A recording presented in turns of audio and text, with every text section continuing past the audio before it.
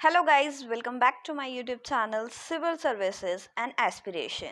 To discuss class 10th NCERT Geography Chapter 2 Forest and Wildlife Resources. So let's start. So, we share this planet with millions of other living beings, started from microorganisms and bacteria, legions to banyan trees, elephants and blue whales. यानी कि जो हमारा planet है अर्थ, उसमें बहुत सारे ऐसे living creatures रहते हैं, चाहे वो माइक्रो ऑर्गेनिज्म हो, कोई बैक्टीरिया हो या लीजेंस हो, या कोई ट्री हो, कोई एनिमल हो, कोई फिश हो. This entire habitat that we live in has immense biodiversity. जो ये entire habitat है हमारा, उसमें बहुत ज़्यादा अलग अलग biodiversity की species रहती है. We humans along with all living organisms form a complex web of ecological system. Means हम human beings बहुत सारे लिविंग ऑर्गेनिज्म के साथ रहते हैं and form a complex web. एक वेब बना देते हैं, एक जाल बना देते हैं of the ecological system in which we are only a part and very much dependent on this system for our own existence, जिसका हम केवल एक पार्ट हैं और हम बहुत सारी चीज़ों पर इस सिस्टम पर डिपेंडेंट हैं. For example, the plants, animals and microorganisms recreate the quality of the air we breathe. Means जो plant, animals और microorganism हैं, ये quality of air को increase कर देते हैं जिससे हम सांस लेते हैं. The water we drink and the soil that produces our food without which we cannot survive. इन तीनों चीज़ों के बिना हम जीवित नहीं रह सकते. Forests play a key role in the ecological system as these are also the primary producers on which all other living beings dependents.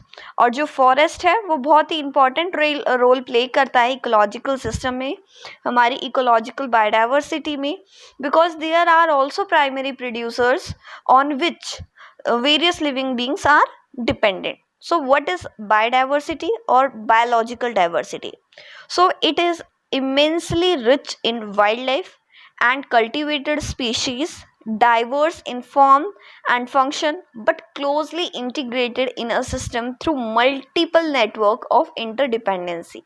Means biodiversity होता है rich in wildlife and cultivated species.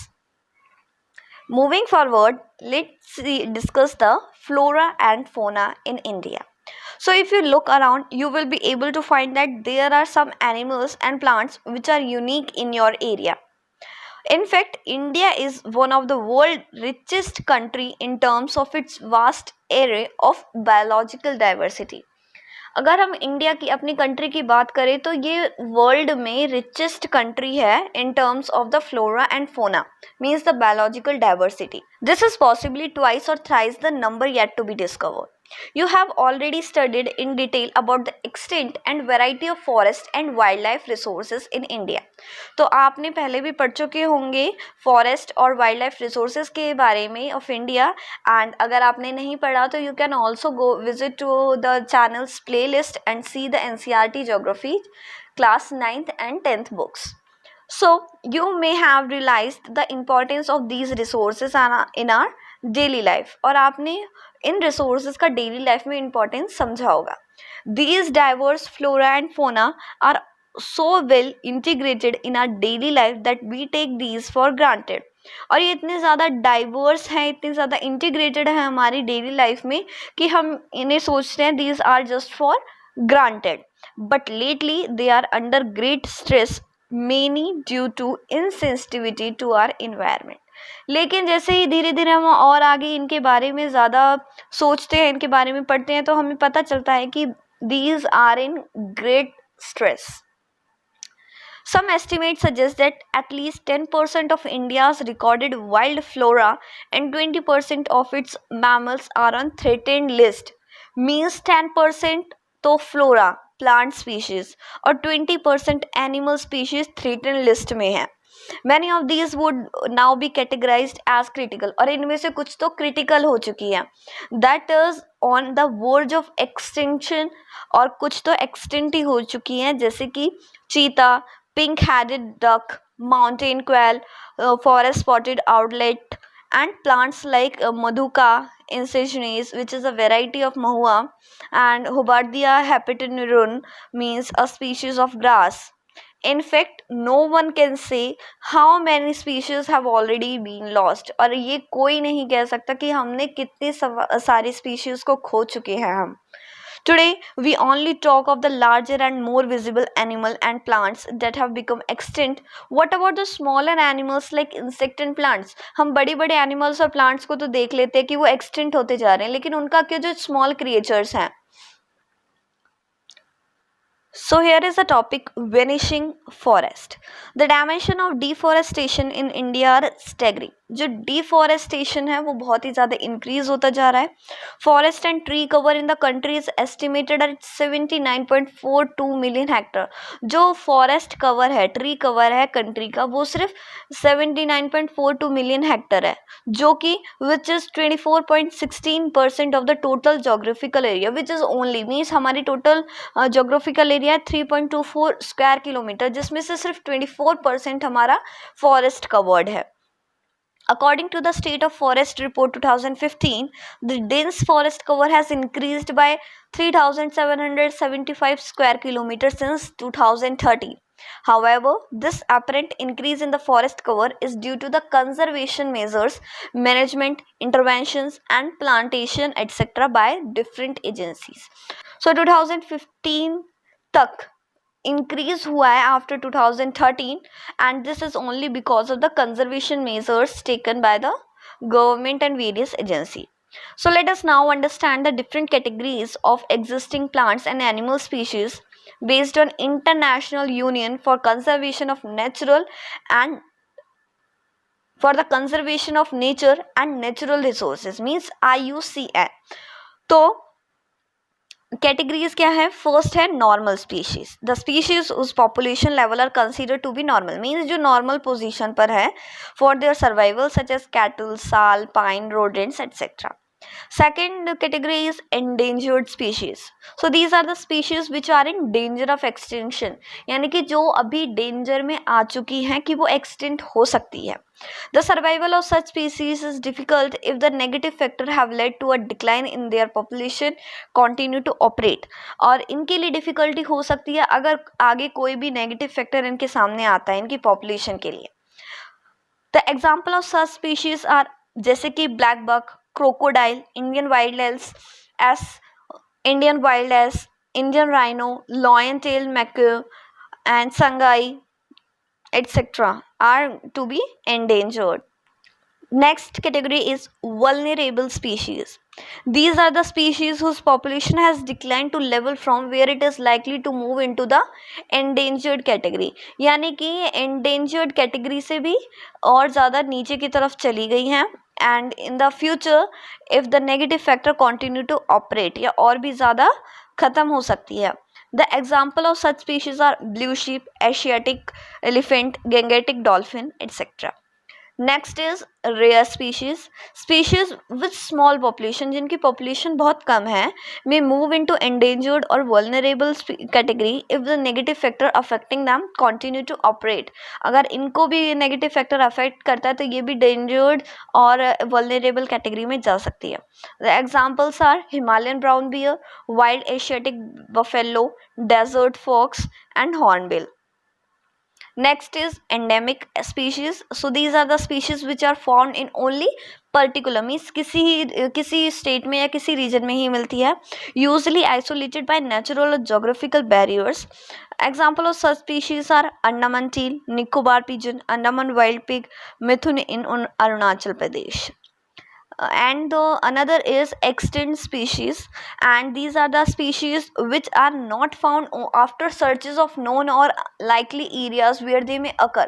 ये ऐसी species है जो ढूंढने के बाद भी नहीं मिलती. If we know that they are maybe the species, a species may be extinct from local area, region, country, continent or the entire earth. पता ही नहीं है जिस species का. Example of such species are the Asiatic cheetah, pink-haired duck. So here is a question arises that what are the negative factor that causes the fearful depletion of flora and fauna.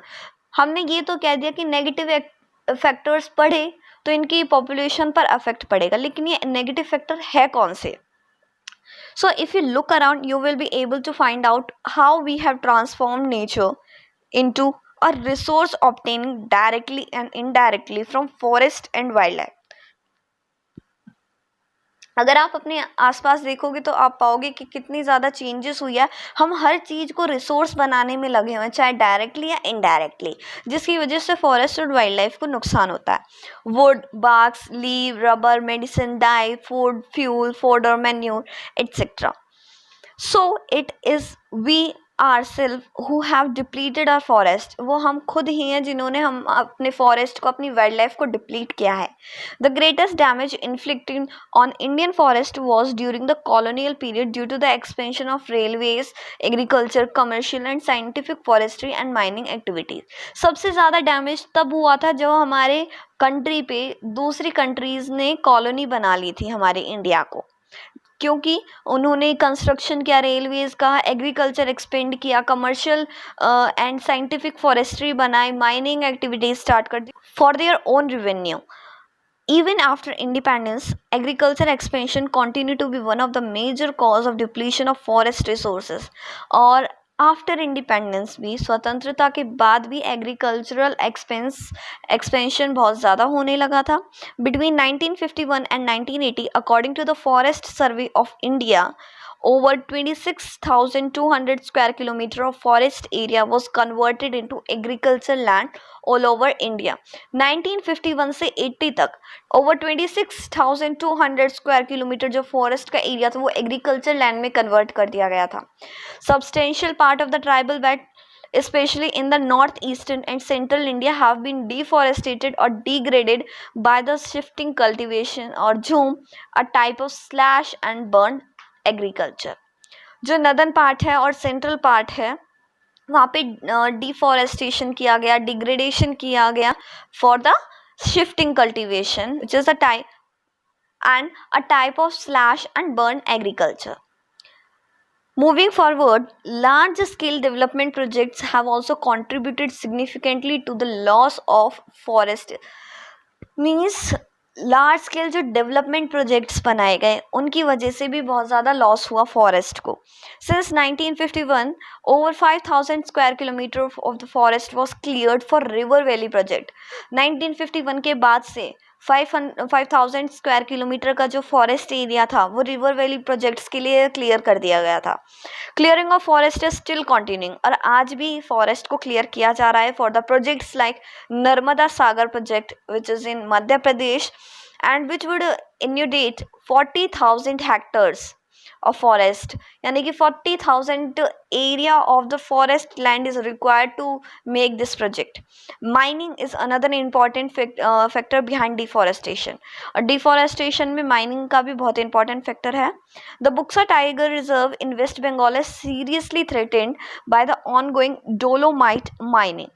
जो Buxa tiger reserve है west Bengal में वो भी threatened हो चुका है because of the dolomite mining की वजह से, माइनिंग वर्क की वजह से. It has disturbed the natural habitat of many species and block the migration route of several other including the great Indian elephant. इसकी वजह से जो नेचुरल हैबिटेट है वो भी डिस्टर्ब हो चुका है काफ़ी स्पीशीज़ के लिए, और जो माइग्रेशन प्रोसेस होता है एनिमल्स का वो भी बहुत ज़्यादा ब्लॉक हो चुका है. Many Forester's and environmentalist hold the view for that the greatest Many of the foresters and environmentalists hold that view that the greatest degrading factor behind the depletion of forest resources are grazing and fuel wood collection. कुछ foresters और environmentalist का मानना है कि जो ये degradation हो रहा है forest का, it is because of the grazing and fuel wood collection by the people. Though there may be some substance in their arguments, yet the fact remains that a substantial part of the fuel fodder demand to be met lopping rather than by felling entire trees. तो ये कुछ हद तक ये argument सही है, लेकिन जो फ्यूल फॉडर की डिमांड है वो अदर तरीके से भी पूरी की जा सकती है, ना कि हमें ट्रीज को काटना ज़रूरी है. The forest ecosystems are repositories of some of the country's most valuable forest products, mineral and other resources that meet the demand of the rapidly expanding industrial urban economy. जो फॉरेस्ट का ecosystem है वो रिपोजिटर्स है other countries के valuable products के साथ, minerals के साथ एंड अदर रिसोर्सेज जो हमारी डिमांड्स को फुलफिल करते हैं. These protected areas thus mean different things to different people. ये प्रोटेक्टेड एरियाज हैं, ये अलग लोगों के लिए अलग मतलब रखते हैं. And therein lie the fertile ground for conflict.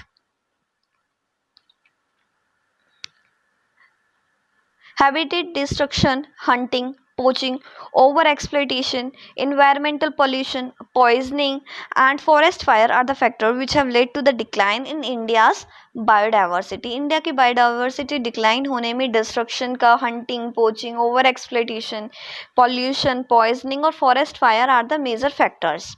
Other important causes of environmental degradation are the unequal access, inequitable consumption of resources, and differential sharing of responsibility for environmental well-being. और अगर कोई और reason हो सकता है तो वो ये है कि अनइक्वल एक्सेस है, मीन्स इक्वली डिस्ट्रीब्यूटेड नहीं है सारी रिस्पॉन्सिबिलिटीज़, किसी को ज़्यादा दी है किसी को कम मिली है, जिसकी वजह से इसका मिसयूज़ होता आ रहा है. Overpopulation in the third world countries is often cited as the cause of environmental degradation. और ओवर पॉपुलेशन भी एक फैक्टर हो सकता है एनवायरमेंटल डिग्रेडेशन के लिए. However an average American consume 40 times more resources than an average Somalian. अगर एक पर्सन सोमालिया कंट्री का जितना कंजप्शन रिसोर्सेज का वो करता है उससे 40 टाइम्स मोर अमेरिका कंज्यूम करता है. Similarly the richest 5% of the Indian society probably cause more ecological damage because the amount they consume than the poorest 25%. Means जो रिचेस्ट 5% है इंडियन सोसाइटी की वो ज़्यादा इकोलॉजिकल डैमेज करते हैं to the poorest of the country. The former shares minimum responsibility for environmental wellbeing. और वो rich होकर भी अपनी इन्वायरमेंटल रिस्पॉन्सिबिलिटी को कम समझते हैं. The question is who is consuming what, from where and how much.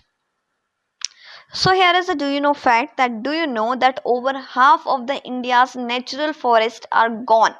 Means India का half part of the Indian forest का, natural forest का वो जा चुका है. and 1/3 of its wetland drained out. जो 1/3 part है wetland का वो drain हो चुका है. 70% of the surface water bodies pollute हो चुकी है. 40% of its mangrove wiped out. And with continued hunting and trade of wild animal and commercially valuable plants, thousands of plant and animal species are heading towards extinction. और बहुत ही हजारों में plants और animal species extinct होने वाले हैं. The destruction of forest and wildlife is not just a biological issue. जो destruction हो रहा है forest और wildlife का ये सिर्फ biological issue नहीं है. The biological loss is strongly correlated with the loss of cultural diversity. Biological loss के साथ साथ ये cultural diversity का भी loss है. Such losses have increasingly marginalized and impoverished many indigenous and other forest dependent communities who directly depend on various components of forest and wildlife for food, drink, medicine, cultural, spirituality, etc. Means जो ये loss increase हो रहा है इसकी वजह से जो forest dependent communities हैं उनका भी डिपेंडेंट सारा फॉरेस्ट पे है, जिसकी वजह से वो भी ज़्यादा इफेक्ट होते हैं. विद इन द पुअर, अगर पुअर की बात करें तो उसमें वुमेन सबसे ज़्यादा अफेक्ट होती है than the man. In many societies, women bear the major responsibility of collection of fuel, fodder, water, and other basic subsistence needs. Means Indian society में, हमारी सोसाइटी में जो वुमेन्स होती हैं उनके ऊपर ज़्यादा रिस्पॉन्सिबिलिटी होती है, चाहे वो फ्यूल कलेक्शन हो, फॉडर कलेक्शन हो, वाटर लाना हो या कोई अदर बेसिक नीड्स हो। As these resources are depleted, जैसे जैसे ये रिसोर्स डिप्लीट होते जा रहे हैं, कम होते जा रहे हैं, the drudgery of the women increase and sometime they have to walk for more than 10 kilometre to collect these resources.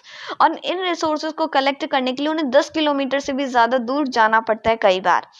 This cause serious health problem, जिसकी वजह से हेल्थ प्रॉब्लम हो जाती है वुमेन्स को। और नेग्लिजेंस होता है घर में ज़्यादा ध्यान नहीं देते, ज़्यादा वुमेन्स को रिस्पेक्ट नहीं दी जाती। Children because of the increased hour of works which often has serious social implication, जिसकी वजह से बहुत ज़्यादा सीरियस सोशल प्रॉब्लम है।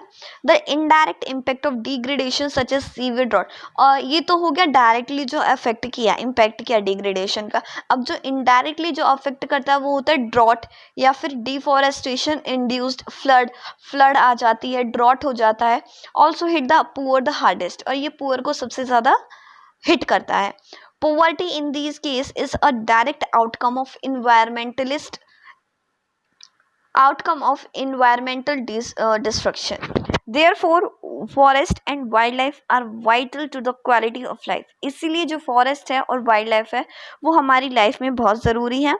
And environment in the subcontinent, और environment subcontinent में ज़रूरी है।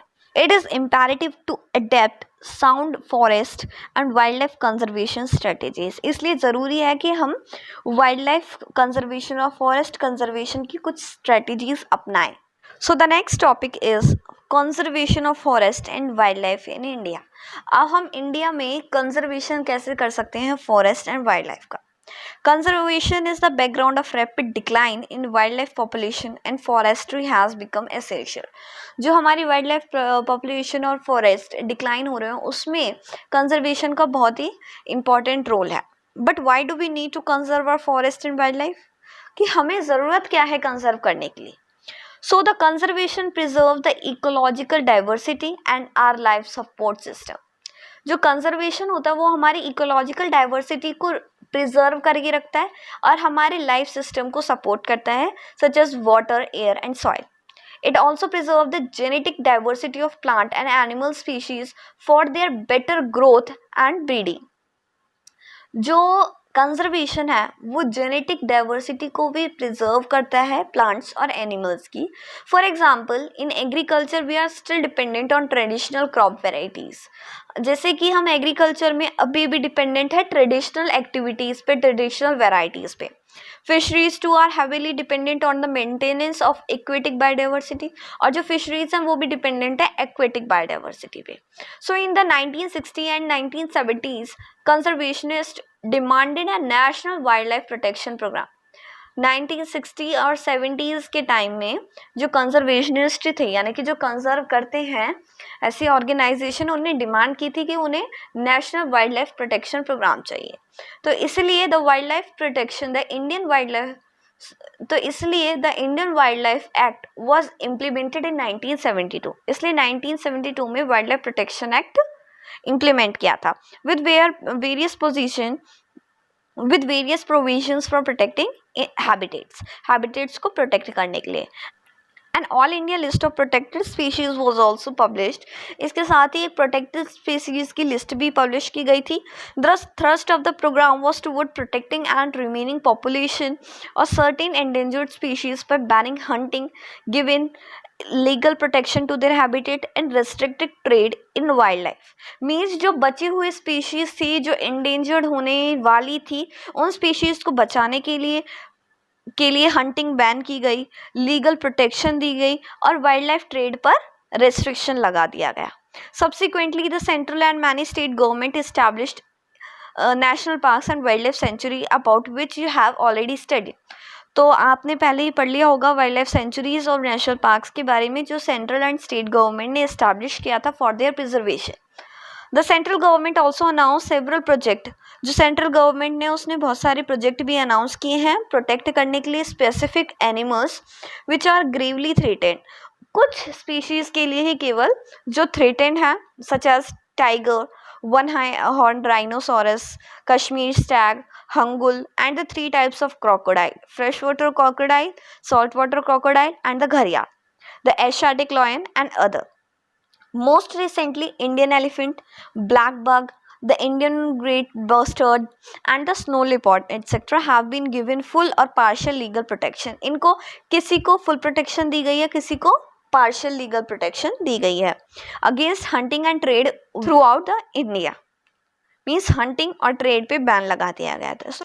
So now moving forward,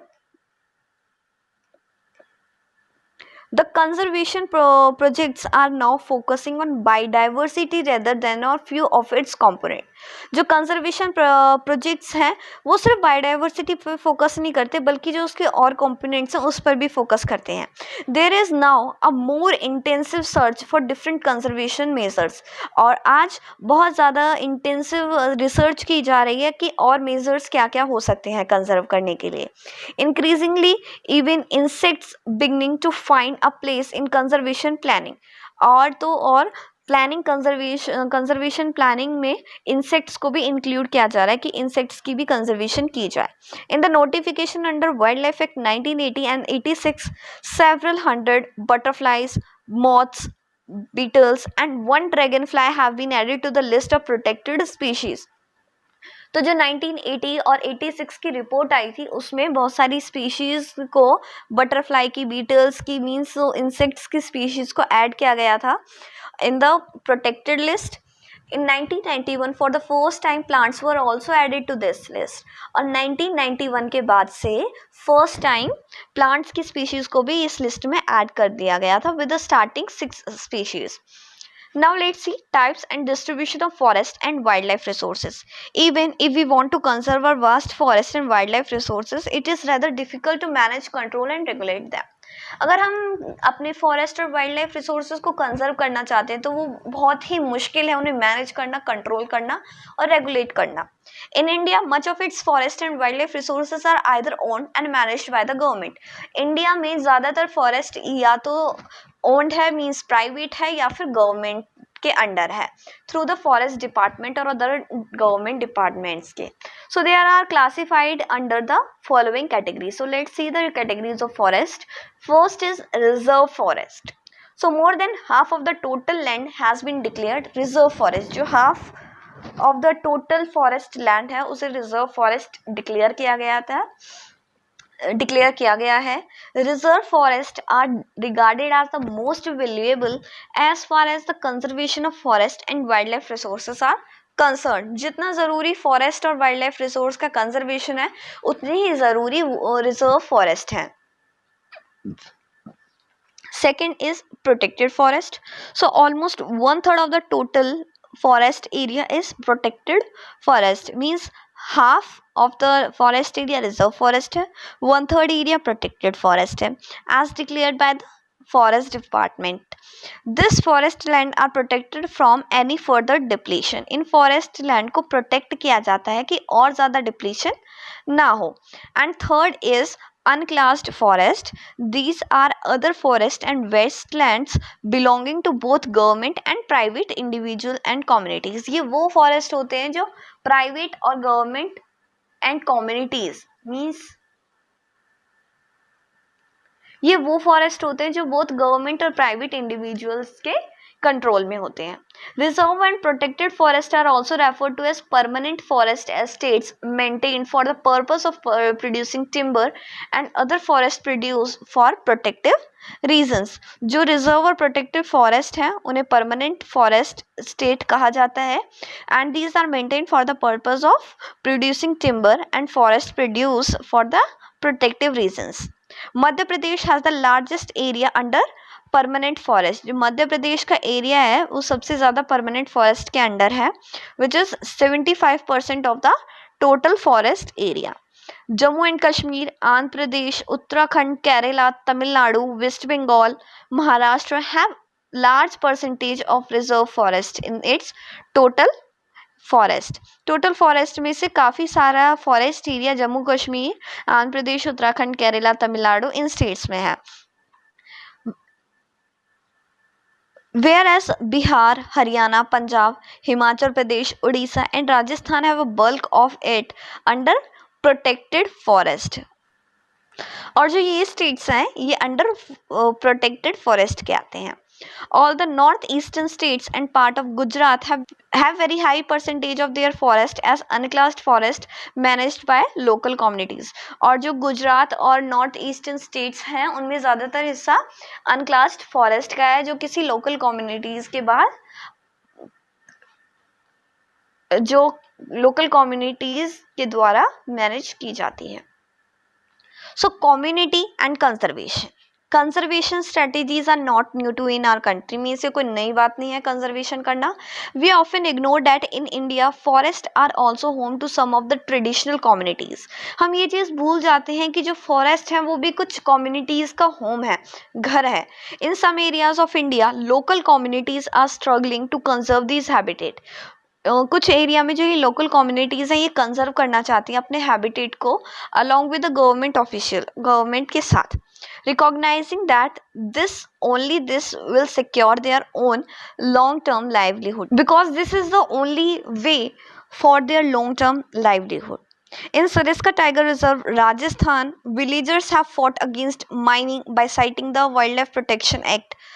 Sariska tiger reserve Rajasthan में विलेजर्स ने माइनिंग के अगेंस्ट साइट किया था.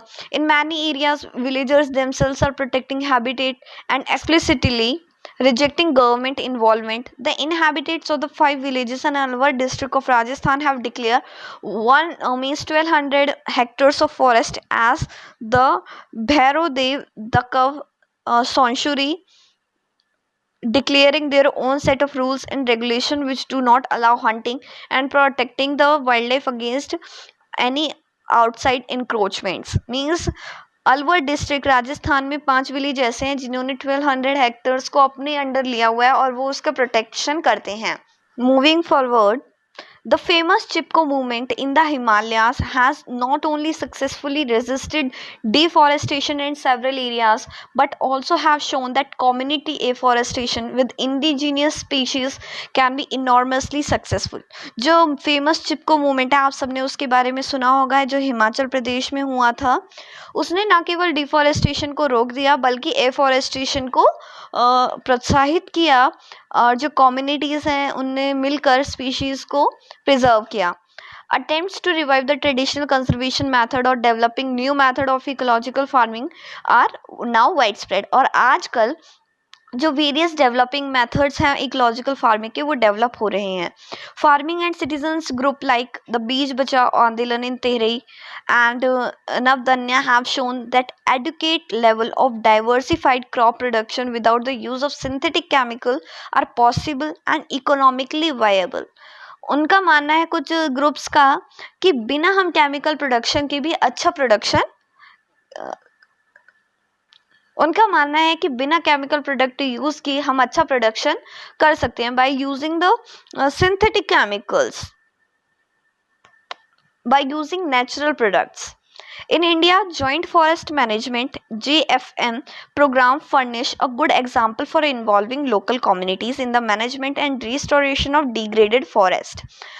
जॉइंट फॉरेस्ट मैनेजमेंट प्रोग्राम ने बहुत अच्छा एग्जाम्पल सेट किया है क्योंकि वो लोकल कम्युनिटीज़ को इन्वॉल्व करते हैं फॉरेस्ट की मैनेजमेंट के लिए उनका रिस्टोरेशन के लिए. The program has been in formal existence since 1988 से ये प्रोग्राम चल रहा है.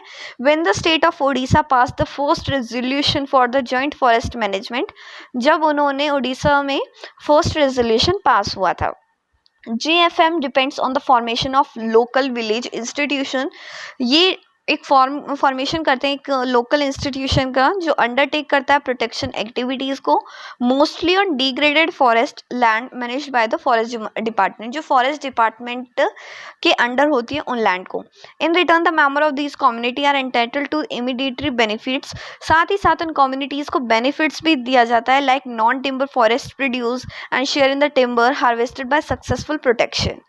Means it is a very encouraging activity by involving the people in the protection of the forest. The clear lesson from the dynamic of both environmental destruction and reconstruction in India is that local communities everywhere have to be involved in some kind of natural resource management. तो इससे यही निकल के आता है हमारा जो conclusion कि इंडिया में लोकल कम्युनिटीज को इन्वॉल्व करना बहुत ज़रूरी है, but there is still a long way to go before local communities are at the centre stage in decision making, except only those economic और development activities that are people centric, environment friendly and economically rewarded. So here this chapter ends. So guys, thank you for watching our video, and if you like it, please do like, share and subscribe to our YouTube channel, and don't miss to hit the bell icon, and you can also give more suggestion for the further videos.